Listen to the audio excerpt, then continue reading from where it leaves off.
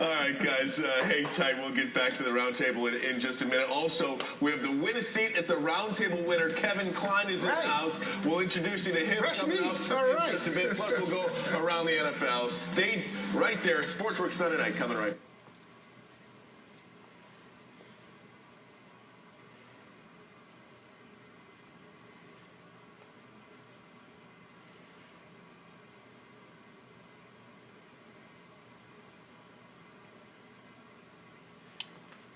All right, right back here on Sportsworks Sunday Night, right back at the roundtable with Sean and Drew, and we have our Bell Tire win a seat at the roundtable winner, Kevin Cline. He is a junior from Stony Creek High School. Kevin, thanks a lot, man. How are you? Good, how are you? Good. Big Lions win today, huh? Absolutely. You like that one. All right, let me start with you. We're going to talk about college basketball right now.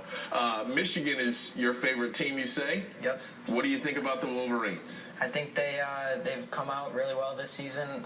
They've shot the three-point really well, and I think they could go to the NCAA tournament and maybe even deep into the tournament. Well, that's kind of where they are right now. Obviously, we think they're a perennial tournament team, you'd hope, under John Beeline, and they're cruising right now through the non-conference portion of the schedule. Big Ten starts in just over a week. Where are they right now, Drew? Trey Burke has really surprised some people, because they figured when you lost Morris to the NBA draft, that was going to be a significant drop-off at point guard. But Burke has stepped in and has taken over control of that team, and I think it's a big reason why this team's playing well right now. Isn't it beautiful right now that, and so many of us have clamored for this, you wanted to see both schools, Michigan, Michigan State, do well in college basketball and college football, because in my humble estimation, we all win in terms of national spotlight.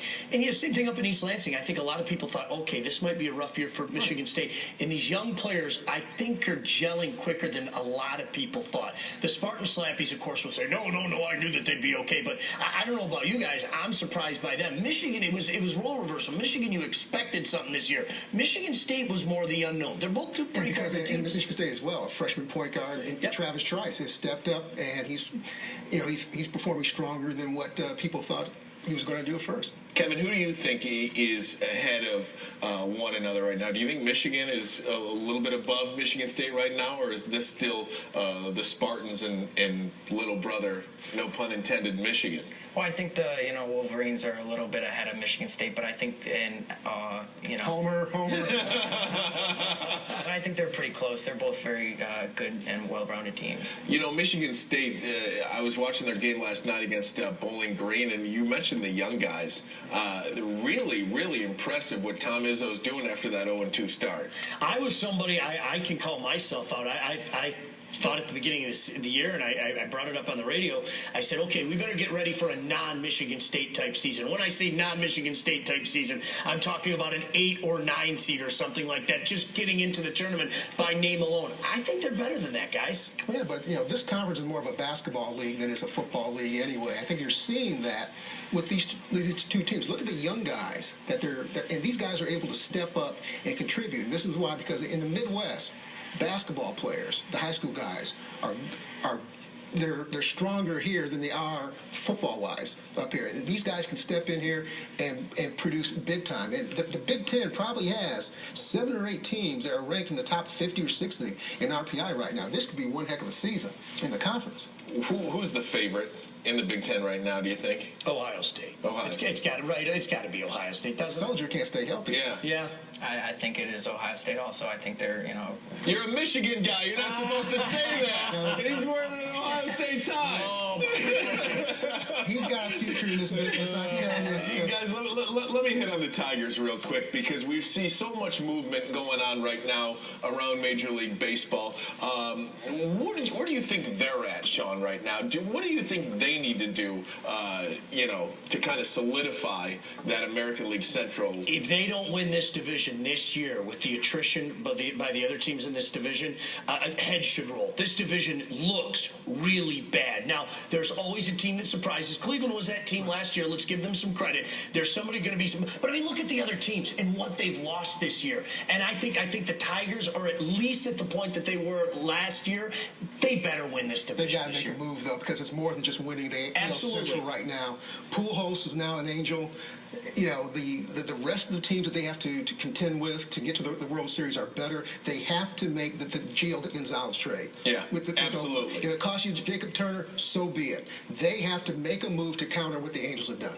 I agree. The Gio Gonzalez trade, they have to give up a lot, but I mean, Gio Gonzalez is a great player, and I think it adds a left-handed starter to our rotation, and I think that could help. I think we saw in the playoffs this year what having an extra starting pitcher that can actually, pitching's still going to win. That's what it's all about. Before we get out of here, guys, Sean, I got to come to you with this. Wayne State, an absolutely phenomenal run throughout the Division II playoffs. Have they become a team now that I think a lot of high school kids in this area can point to and say, you know what? I'd like to go play there. Well, it's amazing how much has changed just in the few short years that I've been there. But yeah, I mean, they're doing a good job of going on the west side of the state as well. Look, that's Grand Valley territory, and Grand Valley has been a perennial power, but they're pulling kids out of there, and they really are. Winning heals everything. It makes the media talk about you. It makes a lot of people come out and see what's going on. And Coach Winters deserves all the credit in the world for staying the course and putting up with some lumps. They came one exit short. It would have been great to win and finish it out yesterday, but what an incredible run by a team that nobody expected to end up in Florence, Alabama. Absolutely. That'll be it. Kevin Cline. I almost called you Calvin Klein, but I'm sure you've heard that once or twice. Way to go. Bell Tire with a seat at the roundtable winner. Drew Sharp from the Detroit Free Press, Sean Beligian, ESPN Radio, Wayne State Football, and the Plymouth Whalers. Thank you all. And I think I might change studios now. Let's go back to the other one. Take a break, come right back. Play the week next.